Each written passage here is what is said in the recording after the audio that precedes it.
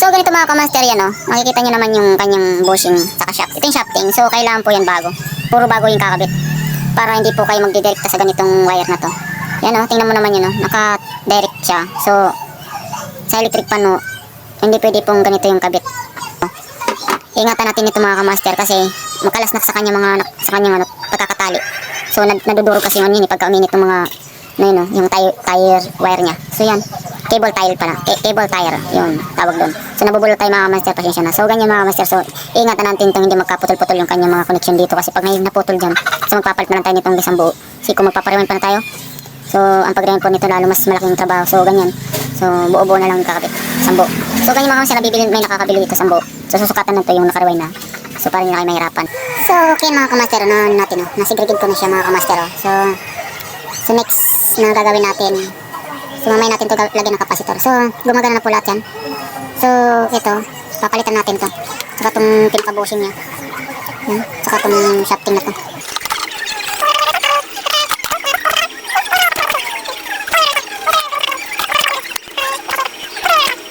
Kahit anong lagay mo dyan na langis. Ito kasi mga kamaster, kupas na siya. So, mayroon siyang ano, may uka na siya. Bukas sa kinain na yung bakal sa bakal na siya, kinain na. Malalim na po yung kanyang ano. So ganyan mga kamaster, oh.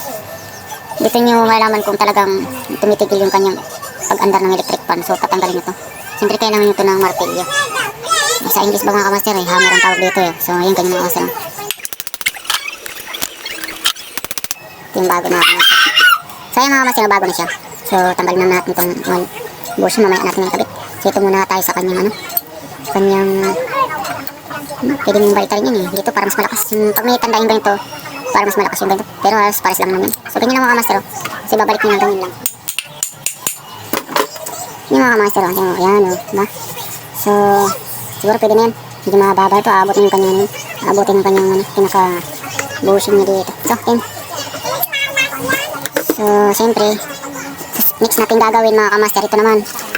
Ito yung kanyang ano. So yan. So ganito mga kamaster, lagi kong pinapaalala yung ganitong gagamitin nyo para dito lang sa ano, ang sungkit nito, ano, kanyang lock. Para may angat. Iangat nyo lang ito mga kamaster. Siyempre ipigilan nyo lang, baka lug tumagpas. Ganyan lang kamaster. Iangat lang siya, iangat. Yan, iangat siya. Iangat yan. Yan mga kamaster, angat na siya.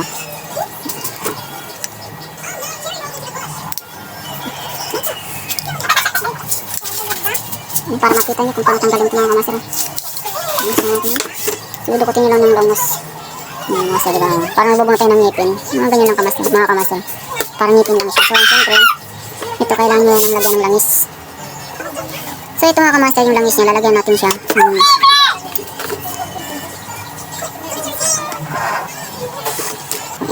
Maipit na siya mga kamaster, so pwede na siya. So ito naman, next na gagawin natin dito sa kabila. Siyempre ito, tanggalin mo natin ito.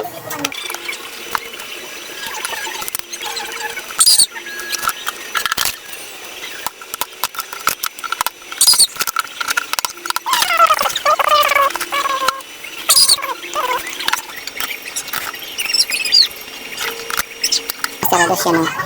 Dos, 2 microfarad. So ito yung kanyang 1.5. So medyo malabo yata mga kamaster. Ayun, kita naman siguro 1.5. Ito muna yung susubukan natin kung uubra ba talaga yung kanyang motor. So yan, try na natin ikabit.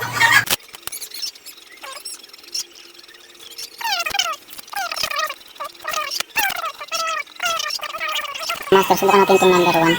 Try natin kung gumagana nga talaga siya. So let's go, 1, 2, 3, go. Oh, di ba mga master? Umiikot na siya mga master. Ganda ng ikot niya mga master. So master, ganyan kalinis yung kanyang electric pan. So ganyan mga master, oh. Ganyan po yung pagkakagawa natin, napakalinis po niya. Yung walang magulong wire. So naibalik na sa dating ano, yung may sariling fuse na po siya. Kaya kailangan po may terminal fuse po siya. Kasi kung wala po siyang terminal fuse, delikado po yun. Kahit ganito yung motor niya, pwede po magkasunog yan. Pati ba yung susunog yan yung ano. So ang dami po natin pinilitan dyan ito. Capacitor, tsaka itong ano, bushing. Itong bushing yan. So ito pong bushing yan, dalawa. So ito pa yung isa.